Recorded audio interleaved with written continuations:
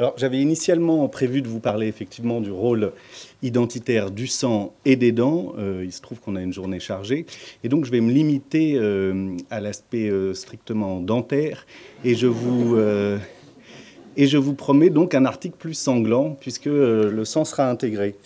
J'ai donc changé le titre de mon intervention et je l'ai appelé « La malédiction des canines ». J'ai choisi cette expression parce que c'est une expression qu'on retrouve souvent dans les textes de Cohen, et je vais avoir l'occasion d'y revenir. Alors, à première vue, il pourrait sembler étrange, anecdotique, de s'intéresser au rôle des dents. Je dis ça comme ça parce qu'effectivement, si l'aspect corporel est omniprésent dans les textes de Cohen, les dents ne sautent pas à première vue aux yeux. Et pourtant, elles sont omniprésentes et, à mon sens, porteuses d'une triple symbolique. Alors, non seulement elles sont condamnées pour leur dimension animale et le rôle central qu'elles jouent dans la séduction, mais elles sont aussi stigmatisées car elles sont la marque visible du futur squelette que nous serons tous, et enfin, elles remplissent une fonction identitaire. Alors, je ne vais pas me lancer dans le recensement exhaustif de leur présence dans les textes cohéniens, mais j'ai juste envie de souligner que dans Belle du Seigneur, je vais me limiter à Belle du Seigneur, le terme « dans » lui-même apparaît plus de 120 fois, ce qui, en regard d'autres textes, est absolument énorme. Et qu'il n'est pas seul, puisqu'on trouve absolument toutes les parties de la dentition. Ainsi, il y a des incisives, des canines, des molaires, des dents de sagesse, ou encore des dentiers, du dentifrice, des dentistes, des édentés, des cure-dents, des brosses à dents. Et les expressions ne sont pas en reste, puisque chez Cohen, on a mal aux dents, on sourit à pleines dents ou parfois à grandes dents, on claque des dents, on montre les dents, on a les dents longues et évidemment la dent dure. Selon l'expression consacrée, ces expressions, ces formes lématisées ne sont que la partie émergée de l'iceberg, puisque souvent les dents sont mentionnées avec des périphrases, et c'est ainsi qu'il est fait allusion aux dents comme de petits os, comme des osselets, comme des squelettes de bouche, comme des rieuses, comme des troupeaux de brebis tondues, allusion au Cantique des Cantiques, comme des petits bouts de squelettes et comme de petits broyeurs et trancheurs. Et le moins que l'on puisse dire, c'est que les dents ne chôment pas, puisqu'on mastique, on mord, on mordille, on broie, on déchire, on mâche ou encore on croque. J'en passe et des meilleurs. Vous y aurez le droit dans l'article, mais j'ai recensé absolument tous les termes et on voit que quantitativement, chacun des verbes a une présence assez importante. Alors si je me suis livré à ce rapide inventaire à l'après-vert, c'est pour souligner à quel point, encore une fois, la dentition irrigue le texte, bien qu'un lecteur non attentif ne s'en rende pas nécessairement compte. J'ai annoncé que les dents participaient de l'identité, et pour dire vrai, cette relation entre dents et identité peut sembler un peu étrange. Alors, je veux rappeler tout d'abord que pour la médecine légale, la dentition est la première méthode d'identification des cadavres. Alors, bien sûr, il ne s'agit pas de ça, pas exactement de cela chez Cohen. Cependant, il est souvent fait allusion aux dents pour confirmer une filiation. Alors, par exemple, lorsque Saltiel, dans le roman Solal, observe son neveu le jour de son initiation religieuse, il vérifie non seulement son nez, ça donnerait lieu à une communication entière sur le nez, mais aussi ses dents. Alors, je cite Saltiel, « Le rabbin aura beau faire et beau dire, l'enfant a mon nez, il a ma bouche, il a mes dents. » Et il poursuit en comparant les mérites dentaires de l'arbre généalogique. Les dents de la branche aînée ne sont pas mal. Mais à côté de la denture de la branche cadette, elles ne sont que clous de girofle avariés. J'écourte, mais la suite est du même acabit. Alors, on voit dans cette dernière remarque que la qualité des dents est preuve de qualité tout court. Et dans cette perspective, on ne s'étonnera pas que lorsque les valeureux essaient de trouver une femme digne de Solal, les dents soient un des critères déterminants. La candidate doit être saine et sans tare caché, jeune, d'une beauté extraordinaire, yeux de biche, dents comme un troupeau de brebis remontant à l'abreuvoir. Aussi, quand le petit-oncle évoque les candidates possibles, quelques ennuis apparaissent. Alors, c'est toujours Saltiel. Se rabattre sur la céphalonie. Voyons un peu, qui avait-il comme fille à marier là-bas? Il les passa en revue, les comptant sur les doigts. 8, mais seulement 2 possibles. l'arrière-petite-fille de Jacob Meshulam, qui avait une agréable dot et qui n'était pas mal, sauf qu'il lui manquait une dent, et malheureusement, c'était une dent de devant. Alors, Saltiel envisage toutes les possibilités pour contourner l'obstacle, mais il doit finalement renoncer. On pourrait la mener vite chez le dentiste. Non. Impossible de fournir à Sol une fiancée à dents postiches. Alors, à cet égard, il est intéressant de souligner que si les dents sont importantes, on l'a vu, leur juste nombre l'est tout autant. Et le segment 32, s'agissant des dents de Solal, revient un nombre considérable de fois. Parlant de lui-même, il affirme « Je suis jeune et plein de dents, j'en ai 32 ». Ailleurs, osselets de bouche au complet, 32. Il ne cesse de leur rendre hommage. Gloire à mes 32 osselets, loi soit mes 32 dents, ou encore dents lumineuses, 32 rieuses, solidement enchâssées, toutes présentes en grande blancheur. Aussi, lorsqu'il séduit Ariane, il lui propose immédiatement de vérifier leur nombre. Et des osselets de bouche au grand complet, 32, vous pourrez contrôler tout à l'heure avec un petit miroir comme chez le dentiste. On ne peut évidemment pas s'empêcher de mettre en parallèle cette vérification avec celle qu'on opère sur les animaux ou de sinistre mémoire sur les esclaves. Et c'est d'ailleurs sensiblement ce que fait Mattathias lorsqu'il présente sa fille. Regardez ma fille, regardez le pigeon, claironna-t-il. Regardez les dents, ouvre la bouche, ouvre la bouche. Toute saine, nourrie à l'huile d'olive. Car si elles ne sont pas 32, rien ne va plus. Le portrait de Mancheclou affirme, bien qu'il n'eût qu'une dizaine de dents, il s'estimait séduisant. Et on comprend bien qu'il est le seul à se trouver séduisant. De même, on ne compte plus les personnages cohéniens à qui il manque des dents ou qui n'en ont qu'une. Et bien souvent, d'ailleurs, c'est le comique qui reprend le dessus, et l'unicité de la dent fait sa majesté. La dame des pensées de Salomon était une longue créature armée d'une dent unique, mais qui en valait 32.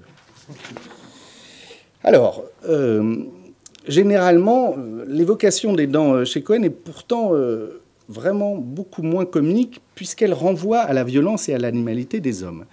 Albert Cohen va jusqu'à parler de malédiction des canines, qui a donné le titre à ma communication, comme il le fait, vous vous en souvenez probablement, pour la malédiction de la viande. Alors, cette malédiction identifie la problématique dentaire à celle immémoriale de la guerre de chacun contre tous. Je cite... Les convaincre d'avoir pitié les uns des autres, les bourrer de leur mort prochaine, rien à faire. Ils aiment être méchants. La malédiction des canines, depuis 2000 ans, des haines, des médisances, des cabales, des intrigues, des guerres. Symboliquement, il semble donc que les dents soient le siège de cette méchanceté humaine. Chez Cohen, en effet, le traumatisme dentaire vient de loin.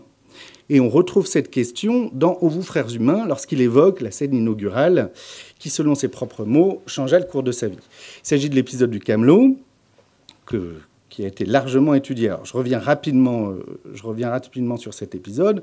Vous vous souvenez, le petit Albert, en ce 16e jour du mois d'août, décide, pour en être, pour faire partie de la famille humaine, pour communier avec la foule, d'acheter 3 bâtons de détacheur, je crois, à un camelot. On connaît la suite, le camelot refuse et traite l'enfant terrifié de sale youpin, de sale juif. Or, lorsque Cohen nous narre cette scène traumatique, c'est précisément sur les dents du camelot qu'il insiste. Je cite Cohen. « Mais alors, rencontrant mon sourire tendu de 10 ans, sourire d'amour, le camelot s'arrêta de discourir et de frotter. Scruta silencieusement mon visage, sourit à son tour, et j'eus peur. Son sourire venait de découvrir 2 longues canines. » On peut presque palper la peur enfantine, et un peu plus loin, il poursuit. Mais mon bourreau fut impitoyable, et je revois son sourire carnassier aux longues canines, rictus de jouissance. Presque systématiquement, dans tous les textes, lorsque Cohen évoque l'homme de ses angoisses nocturnes, les canines du camelot sont présentes. Et il le qualifie d'ailleurs de camelot super dentu. Et on perçoit bien ce que peut avoir de terrifiant cette super dentition. Alors, à cet égard, on comprend mieux une phrase de Solal dans le roman Solal qui affirme, c'est au début du roman, après avoir rencontré des difficultés dans le monde, il a la sentence suivante, il dit « Puisque la société était carnassière, je me servirai de mes dents ». Et ce terme de carnassier, le sourire carnassier, est un texte qui inonde littéralement vous, frères humains, une présence martiale et mortifère. Comme si Albert Cohen, dans ce texte-ci, pouvait enfin régler ses comptes avec la société. Il y a quasiment, vous relirez le texte en y pensant, pas une page sans qu'il y ait une diatribe à l'encontre de ces sourires carnassiers. Et c'est dans ce texte, me semble-t-il, que Cohen fait la déclaration la plus explicite à ce sujet. Je le cite. « Qui sait, me suis-je dit, ce que je vais leur conter va peut-être changer les haïsseurs de juifs, arracher les canines de leur âme. » Peut-on imaginer une expression plus claire et à la fois plus violente que « arracher les canines de leur âme ». L'identification entre les dents, et spécifiquement, je ne reviens pas sur la racine canine, caninus, spécifiquement les canines, c'est-à-dire celles évoquant l'animal, et la violence est ici manifeste. Comme l'épisode du Camelot nous le montre, on constate que dès l'enfance, Albert Cohen doit faire face à ce qu'il appelle, et l'expression est de lui, la violence dentaire. Il n'est d'ailleurs pas rare dans ces textes de rencontrer des expressions telles que des dents cruelles, des dents méchantes, des dents horribles, et nombreux sont ceux qui montrent les dents, soit comme manifestation de la victoire, soit pour prévenir d'un danger à venir. D'ailleurs, dans le discours du père de Solal lors de sa bar mitzvah, on se souviendra de la phrase, je pense qu'on l'a tous lue et relue, « Méprise la femme et ce qu'ils appellent beauté, ce sont deux crochets du serpent ». Donc métaphoriquement, la femme et la beauté seraient donc elles aussi des dents, et qui plus est, les dents de la figure diabolique par excellence, le serpent. Dès lors, on comprend mieux pourquoi Solal, lorsqu'il est excédé par le comportement féminin, trouve une solution qui consiste à se faire arracher toutes les dents. Donc, plus de femmes, dit-il, me faire arracher toutes mes dents, et elles ne voudront plus de moi, et bon débarras. Cette idée revient souvent dans les textes, et l'hypothèse est même développée, et nous révèle à cette occasion que c'est une dimension importante, puisque l'absence des dents serait une forme d'hommage à la vérité. Dents et mensonges auraient donc partie liée. Je cite de nouveau. Bonne idée, oui. Dès demain matin, se faire raser le crâne par un coiffeur, puis se faire arracher toutes les dents par un dentiste. La tête qu'elle ferait alors lorsqu'il arriverait en forçat hilar avec un grand sourire vide. Comme hommage à la vérité, cela vaudrait le coup. Il semble, pour le dire simplement, que cela ne puisse supporter que les dents soient la condition sine qua non de la séduction et plus largement de l'amour. Elles sont liées au mensonge car elles participent au jeu truqué de la séduction qui repose sur les apparences. Jusque dans le livre de ma mère, on retrouve cette exaspération. D'ailleurs, je cite, « D'ailleurs, la poétique demoiselle, si j'avais perdu, par quelque mal soudain, ma force ou simplement toutes mes dents, elle aurait dit à sa femme de chambre en me désignant de balayer cette ordure édentée. » À la lumière de cette déclaration, le déguisement de Solal, vous vous en souvenez tous, lors de la première scène de séduction, justement en vieille édentée, s'explique mieux. Solal, dans un premier temps, s'affuble de vieille nippe et puis se consacre à l'essentiel. Devant la psyché, il approuva le minable accoutrement. Mais le plus important, je répète, le plus important restait à faire. Il enduisit les nobles joues d'une sorte de vernis, appliqua la barbe blanche, puis découpa 2 bandes de sparadrap noir, les plaqua sur les dents de devant, à l'exception d'une à gauche et d'une à droite, ce qui fait une bouche vide où luisaient 2 canines. On se souvient des canines. La méthode est explicite. Annihiler la puissance dentaire pour pouvoir séduire proprement. L'absence de dents est synonyme d'authenticité, et Solal insiste sur le sens de cette absence. La séduction sans les dents, c'est-à-dire sans la beauté physique, c'est-à-dire sans la force animale, et le miracle qu'attend Solal. Et voilà le discours qui tient à Ariane. « Devant toi, me voici, dit-il. Un vieillard, mais de toi attendant le miracle. Le voici, faible et pauvre, blanc de barbe et 2 dents seulement. Mais nul ne t'aimera et ne te connaîtra comme je t'aime, et te connaît et ne t'honorera d'un tel amour. 2 dents seulement, je te les offre avec mon amour, veux-tu de mon amour ?» C'est d'ailleurs l'une des premières choses qu'Ariane remarque, malgré sa peur. Sa réponse à l'homme, en les dit, ne tarde pas. Voilà ce qu'elle dit. Affreux ce sourire édenté. Elle focalise sur le sourire. Elle baissa les yeux décidément, elle baissa les yeux pour ne pas voir l'horrible sourire adorant. Ariane se focalise sur l'infirmité volontaire de Solal et ne peut voir au-delà. Atroce ce sourire sans dents, dit-elle. Atroce ces mots d'amour hors de cette bouche vide. S'offrir à Ariane sans ses 32 petits œufs, c'est s'offrir à elle dans la vérité de son être. Et après l'échec, c'est encore l'argument des dents qui est mis en avant. Oui, Solal est de mauvais goût, sourit-il à belles dents. Il y avait même 2 chevaux. Le second était pour toi, idiote. Et nous aurions chevauché à jamais l'un près de l'autre, jeune et plein de dents. J'en ai 32 et impeccables. Tu peux vérifier et tu peux les compter. Alors, maintenant que la séduction sincère a échoué, Solal peut mettre en avant ses dents impeccables, au nombre de 32, vous l'aurez remarqué.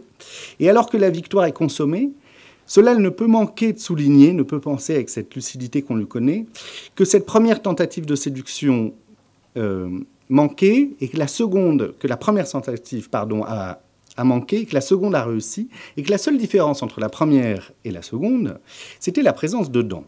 Je le cite, « Les mêmes mots que le vieux, pensa-t-il, et il lui sourit, et elle adora son sourire. Les mêmes mots, mais le vieux n'avait pas de dents.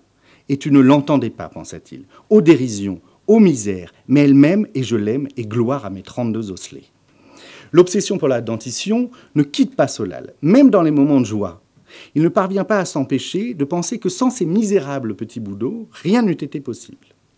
C'est une scène où ils sont ensemble, et Solal pense, et de nouveau elle reculait pour l'adorer. « Mon archange, mon attrait mortel, lui disait-elle.